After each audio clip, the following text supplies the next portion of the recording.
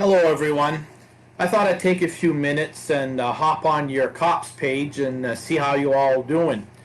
I hope you enjoyed my message in the current issue of TOPS News, climbing COPS Mountain. And I know there's some concerns out there with what's been going on over the past 4 or 5 months. And a quick look at the calendar, we've only got 20 more weeks left in the year. As I said in the president's message, I'm once again struggling, and I'm trying to make that to climb up Cops Mountain again.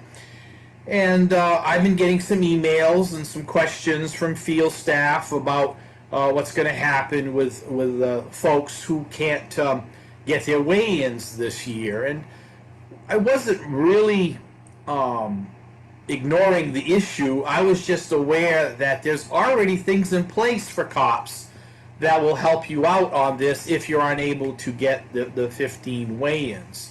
I certainly didn't want to mention that early on because, quite frankly, trying to be as optimistic as I can, I was hoping that this would be resolved by now. But again, like I said, 20 weeks left in the year. A lot of our chapters aren't able to open because of local guidelines, which everybody needs to follow. So I just thought I would take a few moments of your time, and if you bear with me, we'll kind of go over a few things. Certainly, as cops and former cops, we all know the importance of accountability and the weigh-ins. There's no arguing about that. That's key to our success, that accountability, and the support that we get from going to chapter meetings.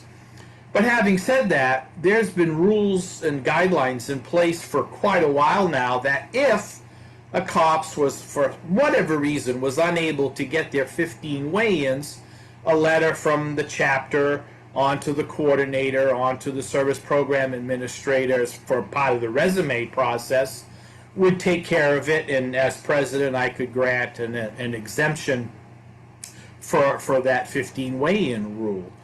Well, so that's already in place. So there's nothing new that we have to add. There's no new concerns that we need to add to this, except that I can do the math, and I realize that right now, and we're trying to get a better handle on the numbers, but all across TOPS Nation, we're not even at 50% capacity of chapters meeting.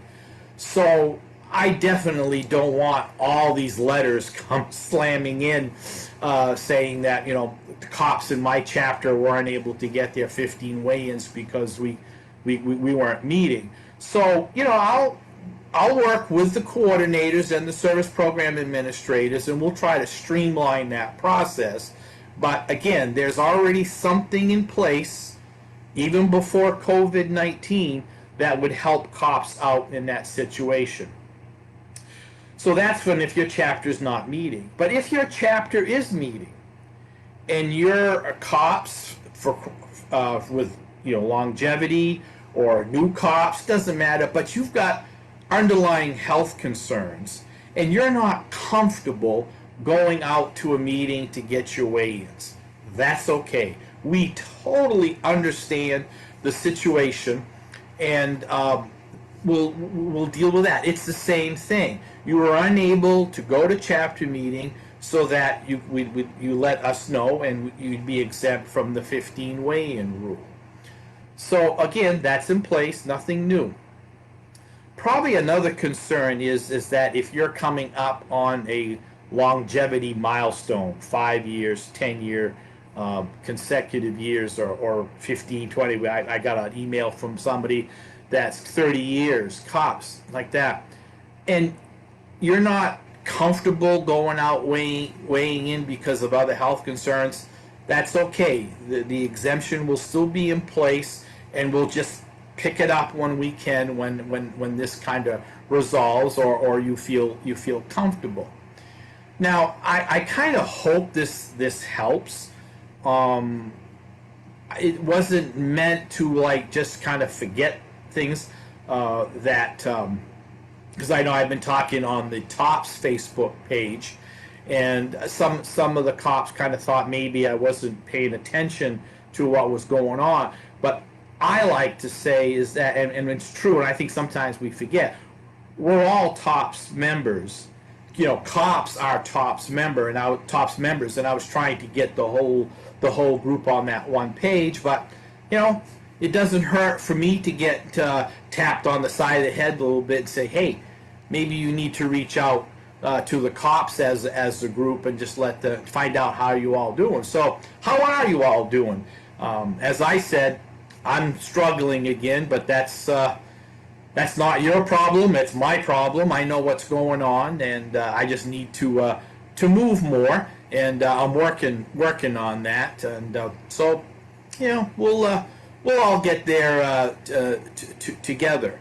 So again, you know, please continue to reach out with me if there's a particular concern that hasn't been addressed and it's not currently covered in the guidelines.